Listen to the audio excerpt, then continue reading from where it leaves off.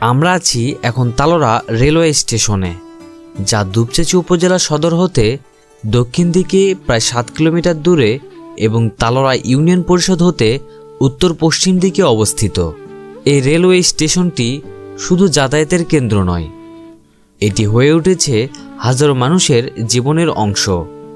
প্রতিদিন হাজারো মানুষ আসেন এখানে, কেউ শহর ছেড়ে গ্রামের পথে, আবার কেউ গ্রাম থেকে শহরের ব্যস্ত জীবনে।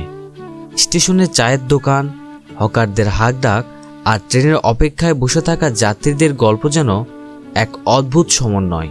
প্ল্যাটফর্মে বসে থাকা কেউ অপেক্ষা করছে প্রিয়জনের জন্য, কেউ বা জীবনের নতুন গন্তব্যে যাত্রার জন্য। রেলওয়ের কড়া সিটি বাজলে সবাই হয়ে ওঠে সতর্ক।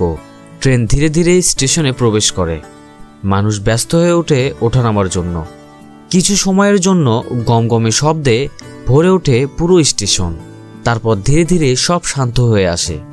রেলওয়ে স্টেশন শুধু একটি স্থান নয়, এটি স্মৃতি, অনুভূতি আর যাত্রা গল্পের এক মহাসঙ্গম।